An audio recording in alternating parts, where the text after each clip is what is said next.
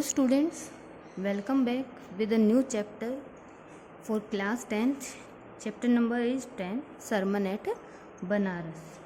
देखिए बेटा, ये जो चैप्टर है इसका जो सोर्स है वो क्या है, एक कॉलेज रीडर से इन 1975 ये जो चैप्टर है ये दिया गया है। इसके राइटर का नाम नहीं है तो आप इसके राइटर का नाम लिख सकते हैं अनोनिमस। अनोनिमस मतलब क्या होता है, अज्ञात। बिफोर यू रीड, देखिए बेटा, आपको पहले बिफोर यू रीड में एक एक्टिविटी दी हुई है। एक्टिविटी क्या है कि आपको एक डिक्शनरी यूज करनी है और अपने टीचर की हेल्प से इन फॉलोइंग जो क्वेश्चंस हैं उन क्वेश्चंस के आंसर्स को फाइंड आउट करने की, डिस्कस करने, बातचीत करनी है। सबसे पहले सरमन क्या होता है। सरमन मैंने जैसे कि बताया आपको एक उपदेश होता है, लेकिन ये लेक्चर और किसी भी बातचीत से अलग होता है। Is it different? Yes, truly it is different. This word can be used in a negative way or as a joke. No, sermon means a religious, यानी कि एक धार्मिक उपदेश, यानी कि जो महात्मा बुद्ध ने एक्नॉलेजमेंट यानी कि मोक्ष प्राप्ति के लिए, ज्ञान प्राप्ति के लिए दिए थे, उनको सरमन कहा जाता है। प्रीच करना उपदेश होता है, भाषण होता है, प्रीचिंग करना जो होता है, लेक्चरिंग करना उपदेश होता है, प्रीच करना होता है किसी भी चीज़ के बारे में एक्नॉलेजमेंट देना, ज्ञान प्राप्त, ज्ञान को बढ़ावा कर देना। अब ये जो वर्ड यहाँ पर हैं, ये सारे वर्ड आपको कहाँ पर मिलेंगे, चैप्टर के बीच में मिलेंगे। उस वक्त आप इन वर्ड्स के मीनिंग को क्या कर लेंगे, अपने पेंसिल से अपनी बुक में नोट डाउन कर लेंगे। Let us start our chapter. Gautam Buddha, ये उसकी बर्थ डेट दी हुई है 563 BC। BC का मतलब बिफोर क्राइस्ट से 483 BC उनका जन्म हुआ। यहाँ पर 483 BC में उनकी डेथ हो गई। Begin life as a prince, उन्होंने अपने जीवन की शुरुआत कैसे करी, एक प्रिंस के तौर पर की, एक राजकुमार के जैसे की। और उस वक्त उनका नाम क्या था, सिद्धार्थ गौतम। सिद्धार्थ गौतम उनका नाम था। कहाँ पर थे वो राजकुमार, इन नॉर्थन इंडिया, उत्तरी भारत में। एट 12, और जब वो 12 साल के थे, he was sent away for schooling. Schooling का मतलब उस वक्त क्या होता था, गुरुकुल में भेज दिए जाना। In the Hindu sacred scriptures होते, स्क्वायर्ड का मतलब होता है पवित्र, स्क्रिप्चर्स होते हैं ग्रंथ। For 4 years later he return home to marry a princess. और अपने स्कूलिंग के 4 साल के बाद वो वापस आए, और वापस जब वो आए 12 के बाद 4 साल, यानी कि अब जब वो 16 साल के हो गए तो वो आए वापस, और उन्होंने शादी की एक प्रिंसेस से। दे हैड अ सन, और उनका एक बेटा हुआ। Lived for 10 years as benefit royalty, और 10 साल तक उन्होंने कैसा जीवन जिया, बिल्कुल राजा के जैसा उन्होंने जीवन यापन किया। At about the age of 25, और जब नियर अबाउट, एट अबाउट का मतलब क्या होता है, जब वो नियर अबाउट 25 years के हो गए थे, the prince heir to four shielded for the from the springs of the world. Heir to four का मतलब होता है अब तक, स्लीडेड करना, उसकी प्रोटेक्शन करना, उसकी रक्षा की गई थी किस चीज़ से, from the sufferings of the world, जो संसार में दुख है, तकलीफ है, उन दुख तकलीफ़ों से उसको अलग रखा गया था, उसके बारे में उसे कुछ नहीं पता था। Wild out hunting chanced upon a sick man, जब वो हंटिंग के लिए यानी कि शिकार के लिए बाहर गए तो उन्हें चांस मिला। ये इंपॉर्टेंट है कि किस चीज़ ने उनके माइंड को क्या कर दिया, बिल्कुल कंप्लीटली चेंज कर दिया। तो जब वो हंटिंग के लिए गए तो उन्हें चांस मिला एक बीमार आदमी से मिलने का। उसके बाद नंबर 2 पे मिले वो एक एज्ड बूढ़े इंसान से। Then he saw a funeral procession. Funeral procession क्या मतलब होता है, जो दाह संस्कार है, दाह संस्कार की जो प्रोसेशन है, जो यात्रा है, जर्नी है, वो जर्नी उन्होंने देखी। फाइनली अ मॉन्क, और आखिरकार उन्होंने एक मॉन्क को देखा, एक संत को देखा, क्या करते हुए, बैगिंग करते हुए, किस चीज़ के लिए, फॉर आर्म्स। आर्म्स यानी कि भीख मांगते हुए उन्होंने एक संत को देखा। These sights so moved him that he at once went out in the world to seek enlightenment concerning the sorrow he had witnessed. ये जो नज़ारे थे, यानी कि ये जो 4 चीज़ें उसने देखी, कौन कौन सी चीज़ें देखी, सबसे पहले sick man, then old man, then funeral procession, and in the last a monk. तो इस चीज़ से वो इन नज़रों से इतना ज़्यादा मूव्ड हुआ, इतना ज़्यादा प्रभावित हुआ कि उसने उसी वक्त अपने रॉयल्टी को, अपने किंगडम को छोड़ दिया और वो बाहर निकल गया संसार में। ये एनलाइटमेंट का मतलब होता है मोक्ष भी होता है और क्या होता है, ज्ञान प्राप्ति भी होता है। ज्ञान प्राप्ति के लिए कि कंसर्निंग द शोरो, ये जो दुख तकलीफ़ें हैं इनका कारण क्या है, उसकी ज्ञान प्राप्ति के लिए जो उसने विटनेस की थी, देखी थी, उनके लिए वो निकल जाता है बाहर। अब देखिए, जब वो एनलाइटमेंट के लिए बाहर निकले, ही वेंडर्ड फॉर 7 years। वेंडर्ड करना, घूमते रहना। वो घूमते रहे कितने सालों तक, 7 सालों तक घूमते रहे। Finally he set down under a people tree. आपको कहीं पर इसका विक्ट्री भी मिलेगा, तो कहाँ पर वो 7 सालों तक घूमे और उसके बाद पीपल का जो पेड़ है उसके नीचे बैठ गए। Where he walked to stay until he get acknowledgement. और उन्होंने ये कसम खाई कि जब तक उन्हें क्या नहीं मिल जाता, ज्ञान की प्राप्ति नहीं हो जाती, तब तक वो यहाँ से नहीं उठेंगे। Enlightenment after 7 days। और उन्हें ज्ञान की प्राप्ति भी हुई। कब? 7 दिनों के बाद, यानी कि 7 सालों तक घूमे और उन्होंने निश्चय कर लिया कि जब तक उन्हें ज्ञान की प्राप्ति नहीं हो जाती वो उस पेड़ के नीचे से नहीं उठेंगे। तो उसके 7 दिनों के बाद उन्हें ज्ञान की प्राप्ति हुई। He renamed the tree Bodhi tree. और उसके बाद जिस पेड़ के नीचे उन्हें ज्ञान की प्राप्ति हुई, उस पेड़ का उन्होंने क्या नाम रख दिया? बोधि ट्री रख दिया। इसका मतलब क्या होता है? ट्री ऑफ विजडम, बुद्धि का वृक्ष। And began to teach and the share the new understanding. और उन्होंने शुरू कर दिया टीच करना, शेयर करना, यानी कि फैलाना। जो उन्हें एक नए ज्ञान की प्राप्ति हुई है, उस नए ज्ञान को उन्होंने दूसरे लोगों के साथ शेयर करना शुरू कर दिया। At the point he became known as the Buddha, the awakened और द एनलाइटमेंट। और अब थोड़े दिनों के बाद ही बिकेम नोन एज, वो जाने लगे किसके नाम से? बुद्धा के नाम से उनको जाने लगा। द बुद्धा का मतलब क्या होता है? ये मीनिंग आपसे पूछा जाता है, what is meant by Buddha? The awakened और द एनलाइटमेंट, यानी कि जिसको ज्ञान की प्राप्ति हो गई है, जिसको स्पिरिचुअल आध्यात्मिक ज्ञान की प्राप्ति हो गई है। The Buddha preached his first sermon at the city of Banaras. अब ये सरमन वर्ड की उन्होंने अपना जो सरमन है, पहला सरमन बनारस में दिया था, जिसकी बात हो रही है। The most Holi of the डीपिंग places on the river Ganga. और ये जो बनारस है, ये सबसे जो पवित्र गंगा नदी के किनारे पे जो सबसे पवित्र जगह है वो मानी जाती है। जो सरमन है हैज़ बिन प्रिजर्व्ड, प्रिजर्व्ड का मतलब संरक्षित, सुरक्षित अभी भी वहाँ पर है। इज गिवन हियर, जो उस वक्त वहाँ पर दिया गया था। इट रिफ्लेक्ट्स, ये दिखाता है द बुद्धाज विजडम, बुद्धा की विजडम को, उनकी बुद्धिमत्ता को। And about one inscrutable kind of springs. और एक तरीके से बुद्धा की जो विजडम है किसके बारे में? एक जो इनस्क्रूटेबल का मतलब होता है जो रहस्यमयी काइंड है, यानी कि कारण है किसका? दुख का, तकलीफ का। उनके इस विजडम को, इस प्रति वो रिफ्लेक्ट करता है, दिखाता है, जो सरमन उन्होंने यहाँ पर दिया था। देखिए बेटा, ये तो आपका एक क्वेश्चन बनता है और सेकंड क्वेश्चन ये दूसरी स्टोरी है। फर्स्ट क्वेश्चन बनता है कि आपको महात्मा बुद्ध के बारे में क्या पता है, कैसे उन्हें एनलाइटमेंट मिली एंड ऑल दैट। तो आपको एक लॉन्ग क्वेश्चन ये बनता है। सेकेंड लॉन्ग क्वेश्चन इसका क्या बनता है? किसा गौतमी के, हु वाज किसा Gautami, how did he get the knowledge that death and decay are common to all. So let us start our second part of that chapter. Kisa Gotami was had only one son. Kisa Gotami जो है उसका सिर्फ एक बेटा था और उसकी मृत्यु हो गई। इन हर ग्रीफ, अपने दुख में, she carried the dead child, उस मरे हुए बच्चे को वो लेके जाती है कहाँ पर? टू ऑल हर नेबर्स, अपने सभी पड़ोसियों के पास, और आस्क करती है, क्या? मेडिसिन मांगती है।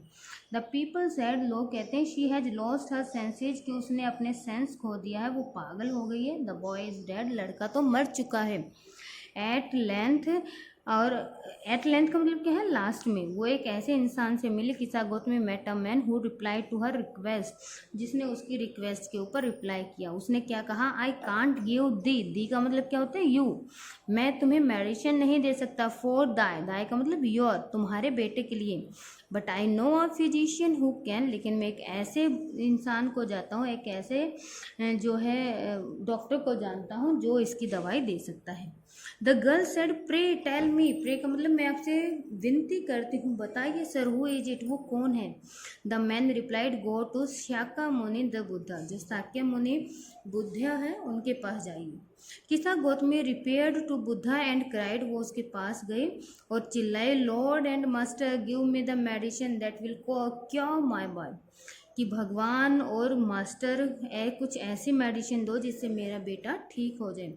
बुद्धा आंसर्ड, बुद्धा ने आंसर दिया, क्या कहा, आई वॉन्ट, मुझे चाहिए, a handful of mustard seed, mustard होते हैं जो सरसों के, सीड्स यानी कि बीज चाहिए, दाने चाहिए, कितने, अ हैंडफुल यानी कि एक मुट्ठी भर सरसों के दाने चाहिए।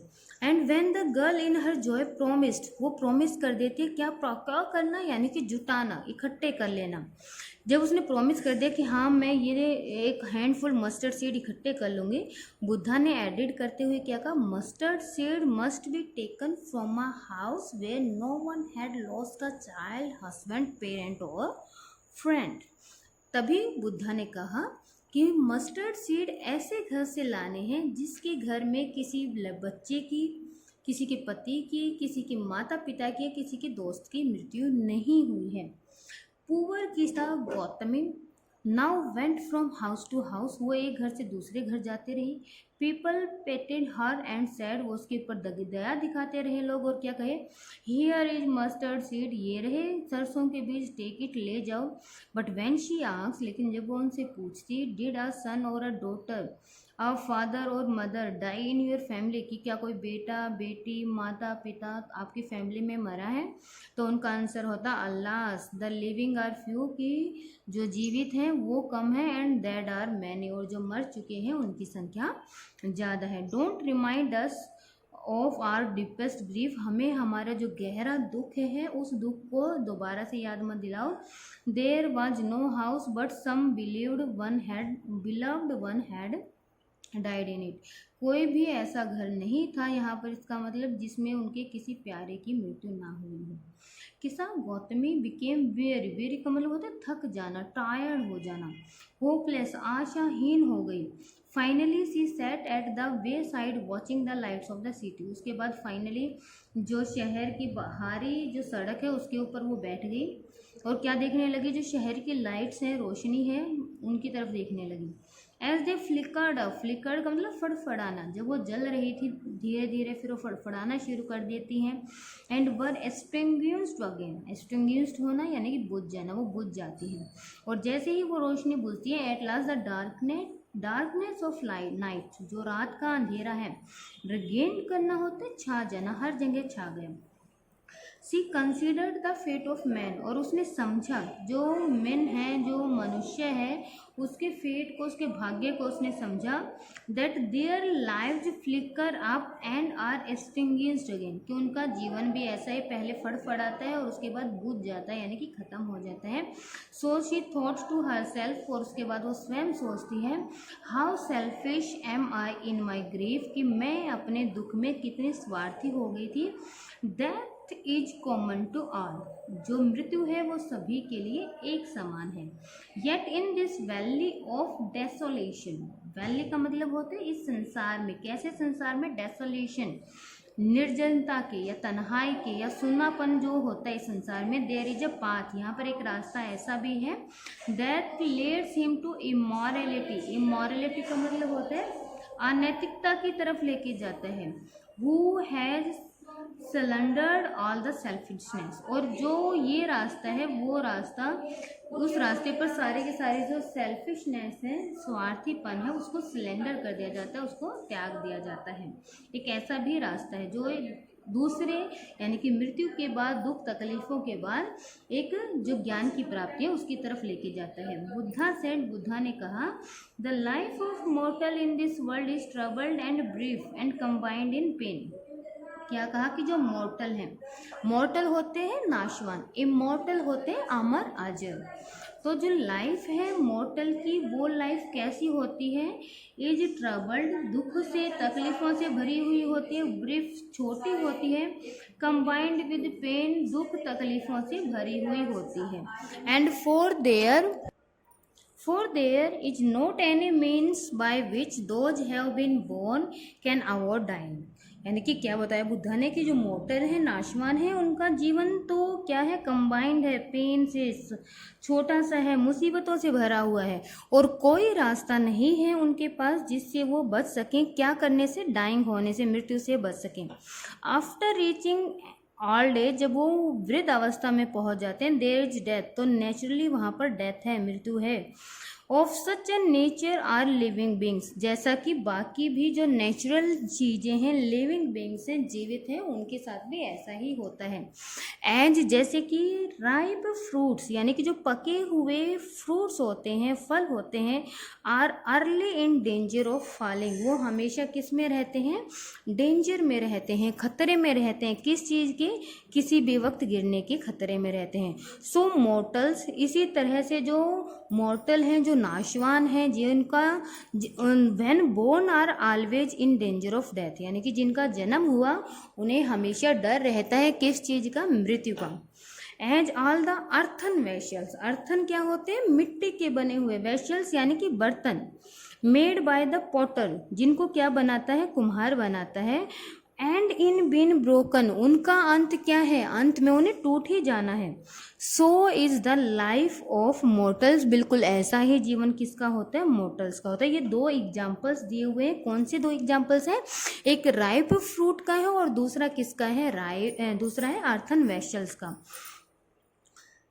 बोथ यंग एंड अडल्ट, जो यंग हैं, जो बच्चे हैं, अडल्ट युवा हैं, both those who are fools, जो मूर्ख हैं, दोज हु आर वाइज, जो बुद्धिमान हैं, all fall into the power of death, उन सभी को गिरना होगा, यानी कि उन सभी को सामना करना ही होगा, चाहे मूर्ख है, चाहे बुद्धिमान है, चाहे छोटा है या बड़ा है, उन्हें मृत्यु का सामना करना होगा।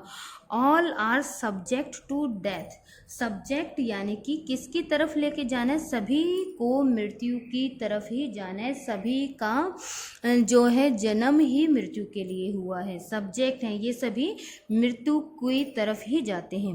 Of those who overcome bye death, और जो डेथ से ओवरकम कर लेता है, यानी कि जो डेथ के सफरिंग से, दुख तकलीफ़ों से ऊपर उभर जाता है, डिपार्ट फ्रॉम लाइफ, जीवन से दूर हो जाता है। आप फादर कांट, जैसे कि बताया कि अगर डेथ आएगी तो आप father can't save his son, कोई पिता अपने बेटे को नहीं बचा सकता। नोर किन्समैन्स देयर रिलेशन, किन्समैन्स होता है रिलेटिव, जो रिलेटिव है या हमारे दूसरे रिलेशन में है, वो कोई भी हमें मृत्यु से नहीं बचा सकते। मार्क्स, ये देखिए, wild relatives are looking on, जब रिलेटिव्स देखते हैं, लेमेंटिंग करते हैं, लेमेंटिंग करना होता है विलाप करना, रोना, डीपली, जोर जोर से रोते हैं। One by one mortal are carried off, चाहे वो कितने ही जोर से रोएं, लेकिन जो मोर्टल हैं वो तो मृत्यु को प्राप्त हो ही जाते हैं। लाइक एन ऑक्स, बिल्कुल किसके जैसे, एक ऑक्स के जैसे, ऑक्स का मतलब होता है एक बैल के जैसे, जिसको लेके जाया जाता है। Is led to the slaughter, slaughter का मतलब क्या होता है, कसाई की तरफ या बलि की तरफ, जिस तरीके से किसी पशु को लेके जाया जाता है, बिल्कुल वैसे ही चाहे रिलेटिव्स रोते रहें, लेकिन जो मोर्टल हैं उनको मृत्यु मिलती ही रहेगी। So the world is affiliated with the death, इसीलिए जो वर्ल्ड है वो क्या है, एफिलिएटेड है, यानी कि दुख से भरा हुआ है, किसके, डेथ एंड डिके, मृत्यु और पतन से भरा हुआ है। Therefore the wise do not grieve, इसीलिए जो बुद्धिमान लोग होते हैं वो कभी भी मृत्यु के ऊपर दुख प्रकट नहीं करते, क्योंकि knowing the terms of world, उन्हें संसार की टर्म्स का पता होता है, संसार के रूल्स का पता होता है। Not for weeping nor for grieving will anyone obtain peace of mind, ना तो रोने से ना ही दुख प्रकट करने से कोई भी प्राप्त कर सकता है, ऑब्टेन करना, प्राप्त करना। पीस यानी कि शांति, PEACE है बेटा, यानी कि शांति। अगर दूसरा आई वाला होता है तो उसका मतलब होता है टुकड़ा। कोई भी शांति प्राप्त नहीं करता, मन की शांति प्राप्त नहीं कर सकता रोने से या दुख प्रकट करने से। ऑन द कॉन्ट्रेरी, यानी कि इसके विपरीत क्या होता है, his pain will be greater, his body will suffer. उसका जो पेन है वो और ज़्यादा बढ़ जाता है और उसका जो शरीर है उस शरीर को उस दुख से सफ़र करना पड़ता है, गुजरना पड़ता है। ही विल मेक हिमसेल्फ सिक, वो क्या कर लेगा, रो के दुख प्रकट करके अपने आप को बीमार कर लेगा, पीला पड़ जाएगा। Yet the dead are not saved by his lamentation, लेकिन उसके बाद भी उसके लेमेंटेशन से, उसके विलाप से, उसके रोने धोने से उसके जो डेड हैं यानी कि जो मृत हैं वो वापस नहीं आते। ही हु सीक्स पीस, यानी कि एक वो जो सीक्स करता है, खोजता है, शांति की तलाश करता है, शुड ड्रा आउट, उसको क्या कर देना चाहिए, सबसे पहले ड्रा आउट करना, बाहर निकाल देना। किसको, द एरो, यानी कि एक जो बाण है हमारे अंदर, जो एक सोच है, ऑफ लेमेंटेशन यानी कि रोना, विलाप करना किसी की भी मृत्यु पर, कंप्लेन शिकायत करना, ग्रीफ दुख तकलीफ में रहना। अगर हम शांति की तलाश करते हैं तो सबसे पहले हमें हमारे अंदर से जो एक एरो है लेमेंटेशन का, कंप्लेन का, ग्रीफ का, उसको बाहर निकाल देना चाहिए। He who has drawn out the arrow, और ये वो जिसने इस एरो को, लेमेंटेशन, कंप्लेन एंड ग्रीफ के एरो को बाहर निकाल दिया है, has become composed with obtain peace of mind, वो कर लेता है, कंपोज कर लेता है किसको, जो मन की शांति है वो शांति उसे प्राप्त हो जाती है। He who has overcome all sorrow, और जो सभी दुख तकलीफ़ों से ऊपर आ जाता है, सभी दुख तकलीफ़ों के कारण को समझ लेता है, will become free from sorrow, तो वो दुख से भी आज़ाद हो जाता है, एंड बी ब्लेस्ड, और उसको ब्लेस्ड होने से, उसको फलने फूलने से, प्रॉस्पर्स होने से कोई भी क्या नहीं कर सकता है, कभी रोक नहीं सकता है। So that chapter gives us the very common message that death is common to all and those who has taken birth they will have to die, यानी कि जिन्होंने जन्म लिया है उनकी मृत्यु निश्चित है, और किसी की मृत्यु के ऊपर विलाप करने से क्या नहीं हो सकता, कि जो डेड वंस हैं दे कांट बी अलाइव, वो जीवित नहीं हो सकते हैं। सेकंड चैप्टर में जो आपका ये जो पार्ट है किस्सा गौतमी का, इसमें आपको डेथ से related how is death is common to all justify in the chapter the sermon at Banaras, इस तरह से क्वेश्चन बन के आता है, और इसका मैसेज भी यहाँ पर लास्ट में ही दिया हुआ है। इसके अलावा बताया कि जो बुद्धा है उसने जो ह्यूमन बींग्स या मॉर्टल्स की लाइफ है उसको किससे कंपेयर किया है वो भी बताया। पहली बार कंपेयर किया था राई फ्रूट से, सेकेंडली कंपेयर किया है किससे, अर्थन वेसल से। उसके बाद क्या बताया कि लेमेंटेशन, ग्रीविंग करना क्या नहीं कर सकता है, किसी भी डेथ को अलाइव नहीं कर सकता है। So we should avoid lamentation at the death of our beloved once.